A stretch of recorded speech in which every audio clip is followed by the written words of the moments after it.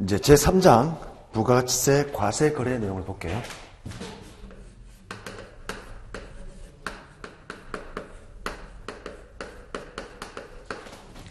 부가가치세 과세 거래. 아까 우리 전단계 세액공제법 어떻게 하기로 했습니까? 우리 납세 의무자 요건을 갖추면 우리 국내 사업자 매출이 있으면 여기에 10% 내죠. 너가 판 게 있다면 10% 거두어라. 그다음 매입세액을 빼줍니다. 이렇게 간접적으로 사업자가 창출한 부가가치에 대해서 세금을 내는 걸 우리가 전단계 세액공제법이고요. 자, 과세거래 뭐로 부르느냐? 매출. 부가가치세법상 매출, 이걸 우리가 과세거래라고 부릅니다. 부가가치세법상 과세거래로 규정하고 있습니다. 면세라고 열거한 것 제외하고 전부 다 과세 대상입니다. 과세거래. 뭐하고 뭐가 있습니까? 우리 국내라면 재화 또는 용역의 공급에 대해서 과세거래를 보고 있죠. 사업자가 행하는 1번 사업자입니다. 사업자가 행하는 재화 공급 또는 용역의 공급이다. 사업자가 공급하는 것에 하나의 과세입니다. 왜? 우리 영리 비영리역 불문하고 그다음 계속 반복적인 사업성이 충족해야 되죠. 사업성. 독립적이어야 되고요. 그래서 여기는 사업성 있는 독립적으로 공급하는 거. 재화 또는 용역에 대해서 부가가치세 과세 거래를 봐서 매출이 있으면 여기다 10% 무조건 거두는 겁니다. 세금을 거두어서 국가에 내라는 거죠. 거래에 징수한다는 겁니다. 이때 발급하는 게 뭐예요? 세금계산서 발급해야 되겠죠. 자, 원칙은 세금계산서 발급입니다. 원칙. 예외도 있습니다. 여러분들이 이제 물건 사면 세금계산서 받는 거 잘 없잖아요. 맞죠? 우리 최종 소비자가 공급할 때는 세금계산서 발급 안 하고 영수증을 발급하는 또 예외가 있습니다. 그건 나중에 정규 과정에서 배우고요. 그래서 원칙은 세금계산서 발급해라. 너가 세금을 상대방에 징수했다. 국가에 냈다. 그런 증빙을 이거를 발부하라는 겁니다. 이게 첫 번째가 사업자가 행하는 재화 또는 공급이고요. 이게 전단계 세액공제법이고요. 그다음 두 번째는 뭡니까? 재화의 수입이 있죠. 재화의 수입자. 수입에 대해서 이거를 과세거래를 보자. 납세의무자 누구예요? 수입자죠. 납세의무자는 수입하는 자. 수입하는 자는 비사업자도 포함. 왜? 재화 수입은 매입자 컨셉이니까 세관장을 세무서와 동일 역할을 하는 유사한 역할을 하는 우리 세관장을 납세의무자로 규정하면 좀 그렇다는 겁니다. 그래서 이거는 재화 수입을 하는 자, 매입자를 때문에 비사업자도 포함이 되고요. 이거는 뭐냐? 공급자죠. 이건 공급자 컨셉입니다. 공급자 컨셉. 요거는 매입자 컨셉.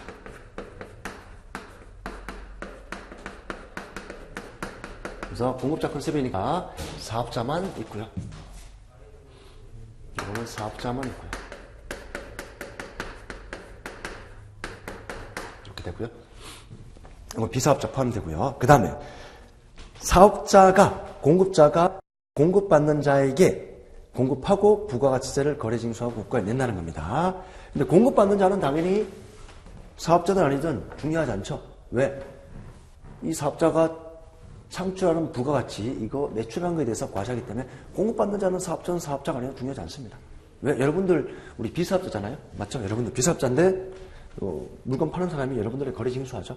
10% 내죠. 네. 그래서 공급받는 자는 사업자든 사업자가 아니든 중요하지 않습니다. 구분해 두셔야 되고요. 자, 제2절. 이제 재화 또는 용역에 대해 무엇을 재화를 하느냐? 무엇을 용역을 하느냐? 자, 우리가 알고 있는 물건이나 권리를 말합니다. 물건은 유형자산하고 유사한 거고요. 우리 권리는 무형자산. 눈에 보이지 않는 거. 자, 두 가지가 있네요. 상품, 제품, 유체물이나, 그 다음 전기, 가스, 자연력. 이걸 우리가 자연력이라고 표현합니다. 전기, 가스.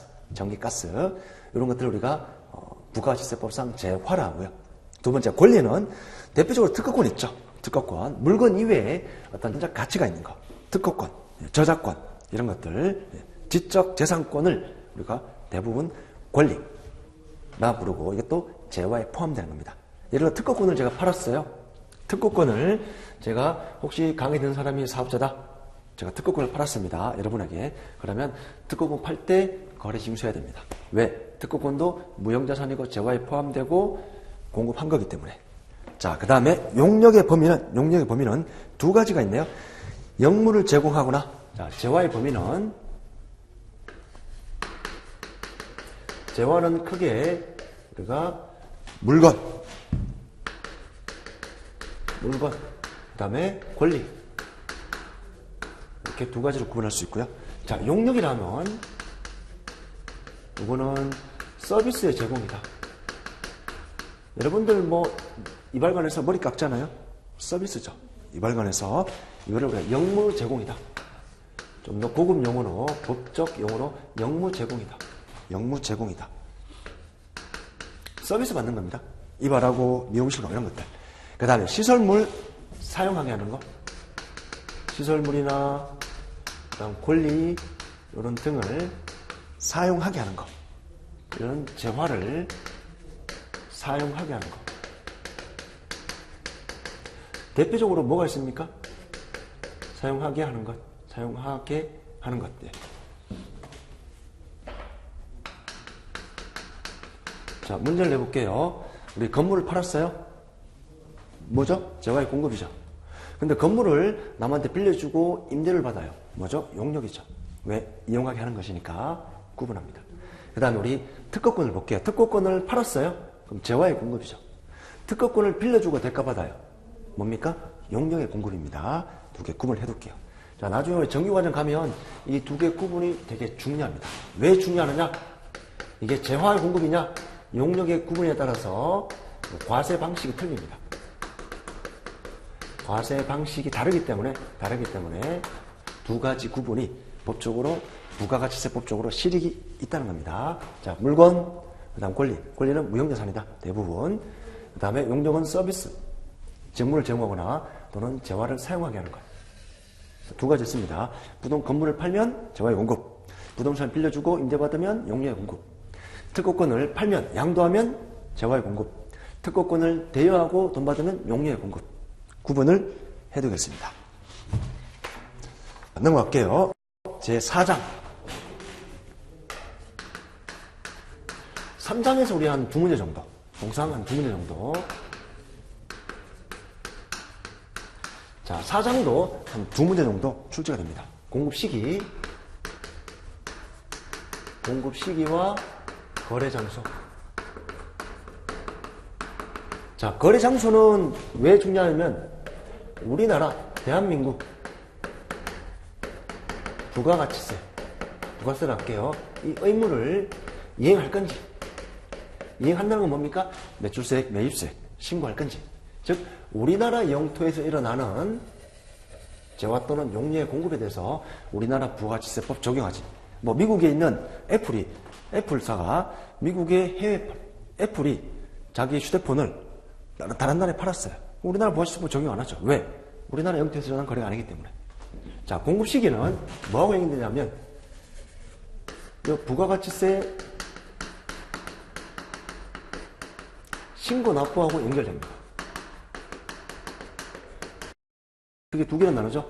1기, 2기, 그 다음에 각각 1기 과세기간, 2기 과세기간인데 앞에 3개월을 뭐라 불렀습니까? 예정신고기간이라 하죠.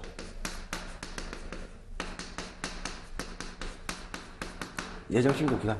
뒤에 3개월 뭐라 불렀습니까? 과세기간 최종 3개월. 그래서 6개월 전체를 1기 과세기간, 하반기를 2기 과세기간. 부가세 신고하려면 공급시기가 중요합니다. 이 안에 공급시기가 생긴 거를 4월 20일까지 신고하는 거고요. 요 안에 생긴 거를 1월 25일까지 신고하는 겁니다. 그래서 공급시기가 되게 중요하죠. 공급시기에 뭘 발행해야 되냐면 공급시기에 세금계산서를 발행해야 됩니다. 자, TI는 텍스 인보이스의 줄임말입니다. 요게 줄임말입니다. 그래서 이 공급 시기에 이 세금계산서 발행하고 거래 증시했다. 그와 관련된 매출세액을 이때 신고하는 거고요. 그 다음에 매입세, 내가 세금계산서 받은 날짜, 그 날짜가 속하는 기간에 요 매입세액이 되기 때문에 공급 시기도 필요하다는 거죠. 즉 부가가치세 과세 대상이 되는 재화 또는 용역 공급이 어느 시점에 이루어졌느냐 결정하는 기준입니다. 그때 공급 시기에 세금계산서를 발행을 해야 되고, 그 다음에 신고 납부와 연결된다는 겁니다. 자, 재화, 용역 두 개 나눌 수가 있습니다. 재화, 용역. 재화의 공급 시기는 뭡니까? 인도하는 때, 물건 팔 때죠. 물건 팔 때 재화 이동이 필요한 경우. 재화의 이동이 필요하지 않는 경우가 있습니다. 뭐가 있습니까? 부동산이 있죠. 부동산. 부동산은 움직일 수가 없는 거니까 재화가 이용 가능하게 되는 때. 자, 이용 가능하게 되는 때입니다. 밑줄 그어두세요. 이용 가능하게 되는 때는 이용하는 때입니까? 아니면 이용할 수 있는 때입니까? 가능하게 되는 때니까 내가 실제로 사용하는 때, 그때가 아닙니다. 나중에 옆에 있죠. 용역의 공급 시기와 구분이 되게 중요합니다. 말을 하나씩 바꿔낼 수 있습니다. 재화의 이동이 필요하지 않는 경우, 재화가 이용하는 때가 공급 시기다 나오면 틀린 편. 틀린 편입니다. 자, 이용 가능하게 되는 때. 이용 가능하게 되는 때는 이용할 수 있을 때, 그때가 공급 시기다. 그래서 1번, 2번을 적용할 수 없어요. 그러면 공급가액이 확정되는 때. 기억을 해두시고요. 원칙적입니다. 자, 1번, 2번 용역하고 두 개 비교해 두세요. 재화랑 용역이랑 원칙적인 공급 시기 구분 중요합니다. 인도 이용 가능하게 되는 때. 자, 옆에 용역을 볼게요. 영무의 제공이 완료되는 때. 서비스 제공을 완료한 때. 서비스 제공을 완료할 때. 미장원에서 머리 깎았어요. 그래, 머리 끝났을 때. 머리 다듬고 다 끝났을 때. 서비스 제공이 끝났을 때. 그때가 공급 시기입니다. 그 다음에 시설물이나 이런 걸 임대를 해요. 그럼 언제? 사용되는 때입니다. 사용되는 때. 두 개 틀리죠. 이용 가능하게 되는 때. 그 다음에 사용되는 때. 실제로 이용할 때죠. 정확하게 법문구로 이해해 두겠습니다. 이용 가능하게 되는 때, 사용하는 때. 구분 중요합니다. 자, 이게 기본적인 원칙이고요. 그 다음에 우리 재화는 몇 가지 좀 구체적으로 볼게요. 상품권이 있습니다. 상품권은 우리 재화로 봅니까? 상품권은 일종의 그 지폐하고 똑같은 거죠. 언제든지 물건하고 교환 가능하잖아요. 맞죠? 상품권을 팔게 되면 그때 공급 시기가 아니고요. 상품권을 가지고 왔어요. 그래서 물건을 주는 거예요. 교환되는 때. 그때가 공급 시기입니다. 실제로 인도되는 때가 공급 시기입니다. 자, 그 다음에 조건을 그렇습니다. 반환 조건부. 그 다음에 기한부 판매. 이런 건 어떤 거냐면 물건 넘겼습니다. 대표적으로 기한부 판매를 볼게요. 물건을 인도했어요. 야, 근데 너 4월 30일까지 특별히 의사 표시하지 않으면 그거 상고로 보겠다. 조건을 그렇으면 언제가 공급시기죠? 기한이 만료될 때. 만료될 때. 그 다음에 반환 조건부 판매는 너가 오늘 내가 물건 팔았는데 4월 25일까지 반환하지 않으면 너가 완전히 상고로 보겠다. 그럼 언제가 공급시기다? 4월 25일. 즉 뭡니까? 조건을 걸었다면 조건을 충족할 때.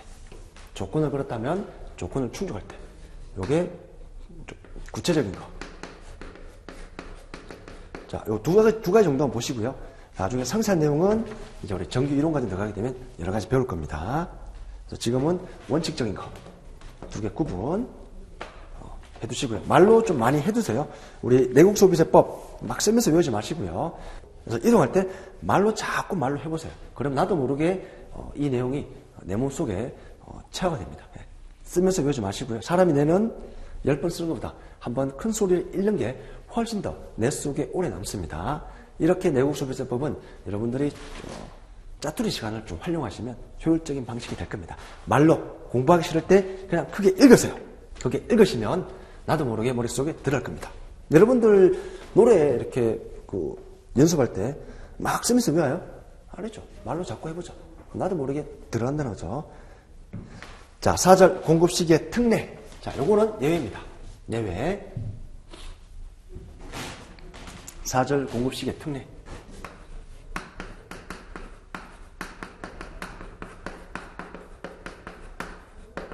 자, 여기는 이제 원칙적인, 그 다음에 거래별로 원칙적인 내용을 말하는 거고요.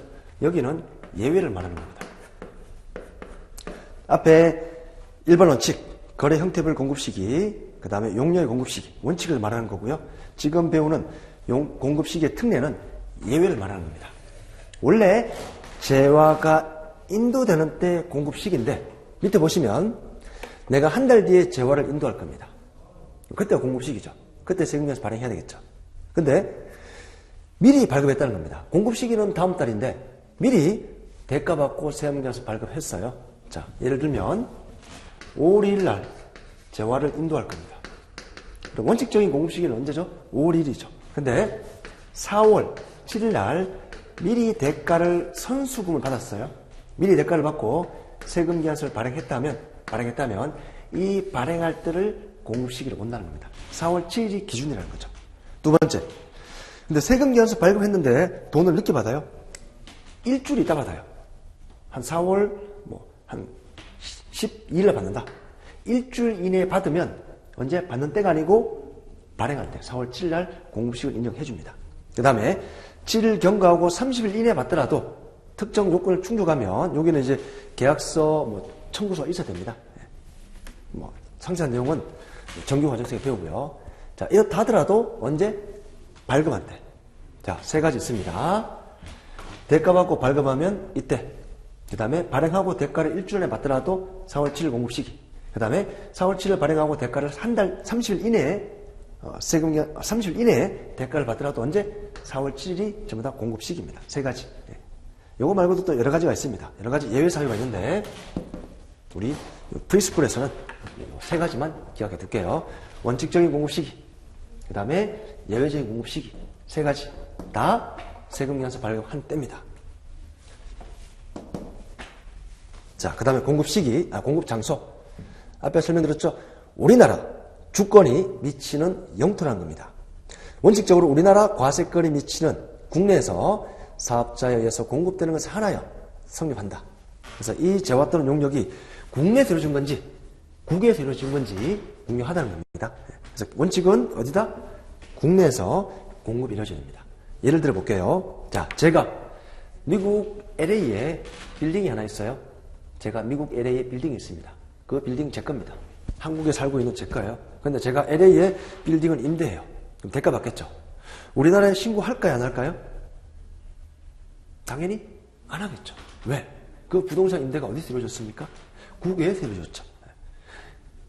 그 LA에서만 신고하면 되지 우리나라에 신고할 필요가 없다는 겁니다. 자, 이런 것들이 우리가 공급 장소, 우리나라 부가가치세법을 적용할지 안 할지 중요하기 때문에 우리나라 장소에서 이루어지는 것만 부가세 납세 의무가 있다는 겁니다. 물론 예외는 있겠죠.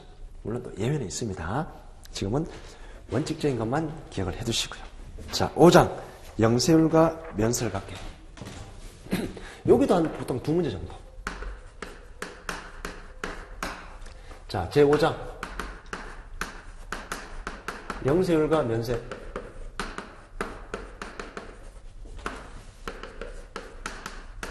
여기도 한 두세 문제 보통 출제가 됩니다. 영세율은 앞에서 왜 하도록 했습니까? 국경을 넘어서는 국외, 즉 유출 것들에 대해서는 소비지급 과세 원칙을 적용하기 위함이죠.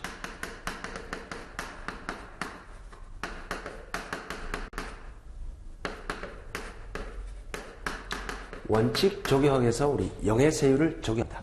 과세는 한대 몇 프로 적용? 0%. 10%가 아니고 몇 프로? 0%를 적용합니다. 자, 우선 영세율부터 보고요. 자, 뒷장에 보시면 이제 재화의 수출, 내국 부품을 반출하는 거. 그 다음에 선박 항공기에 의한 외국 항행 용역이 있습니다. 우리나라 대한항공이 서울에서 사람들 실어서 해외로 나가죠. 맞죠? 또는 이렇게 그 외국 항행, 외국으로 나가는 거는 이것도 영세율 적용하자는 겁니다. 있고요. 그 다음 혹시 사업자가 국외에서 제공하는 용역이 있습니다. 세 가지. 1번만 기억을 해둘게요. 1번하고 3번 정도만. 사업자가 국외에서 제공하는 용역은 이거는 국외 용역이지만 예외적으로 우리나라 부가가치세법 적용하는 게 있습니다. 여기에 예외죠. 국외에서 용역이 이루어지죠. 우리나라 영토가 아닌데도 불구하고 세법 적용하는데 예외니까 나중에 배우도록 할게요. 자, 그 다음 면세가 있는데 이 면세는 역진성 완화 목표예요.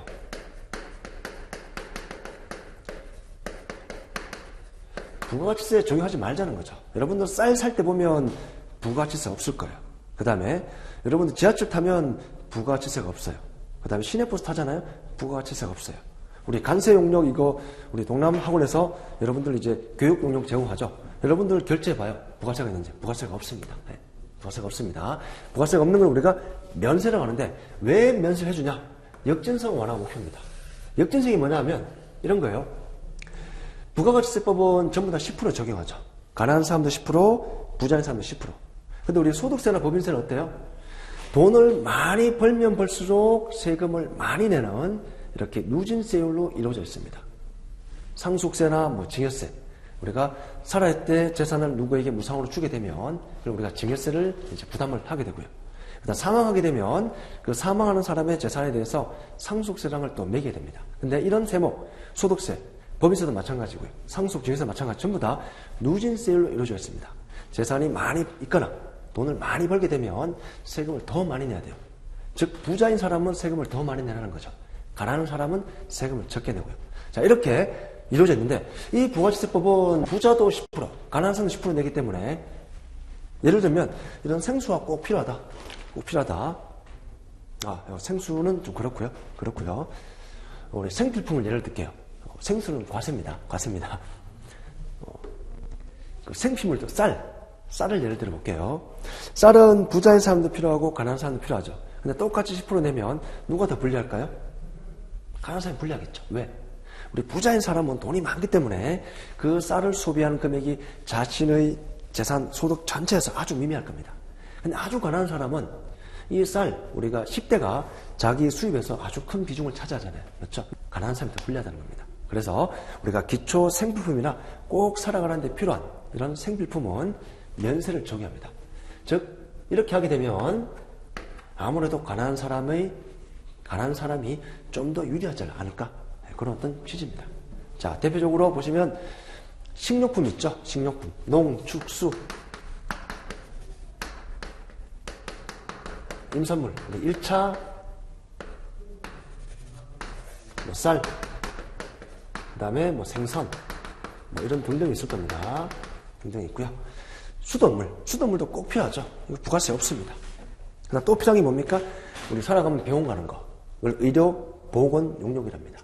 꼭 필요하잖아요. 그래서 우리 여러분 병원 가서 결제해 보면 부가가치세가 없어요. 그렇지만 예외적으로 성형이라든지 이런 것들이 있습니다. 그거는 좋아서 하는 거니까, 사치품이니까. 근데 일반적으로 내가 감기 들려서 몸이 아파서 병원 가서 치료받으면 부가가치세가 없어요. 그 다음 교육 영역. 우리가 살아가는데 교육은 꼭 필요하잖아요. 그래서 부가가치세가 없습니다. 그 다음 토지 공급도 부가가치세가 없어요. 토지 공급도 부가가치세가 없습니다. 이런 것들은 우리가 면세를 적용하게 되면 이 면세되는 재화, 용역을 공급하는 자는 부가가치세 납세 의무가 없습니다. 부가가치세 납세 의무가 없어요. 왜? 매출세가 없잖아요. 거래징수 안 하잖아요. 물건 팔 때 부가가치세 걷지 않습니다. 그래서 이 사람은 납세 의무가 아예 없습니다. 그래서 매출세액 이런 것들, 매출에 대한 10% 이런 것도 신고도 하지도 않고요. 매입세액 공제받는 거 이런 것도 아예 없어요. 즉 부가가치세법상 사업자가 아닙니다. 이런 과세기간에 따라서 신고 자체 납부 의무가 없다는 겁니다. 그리고 부가가치세법상의 사업자 등록 이런 것도 없어요. 다만 이제 소득이 생기면 이제 소득을 신고를 해야 되기 때문에 다른 법에 의해서 사업자 등록 의무는 있습니다. 이 정도 봐두시면 되겠습니다. 자, 면세사업자는 부가세 신고 안 한다. 부가가치세법상 납세 의무자가 아니다. 면세사업자를 제외하고 비사업자를 제외한 걸 우리가 과세사업자랍니다. 이 사람들이 뭐 하는 겁니까? 부가가치세 신고 납부하죠. 자, 이번 시간 여기까지 하고요. 자, 다음 시간에 우리가 과세 표준과 매출세액부터 하도록 하겠습니다.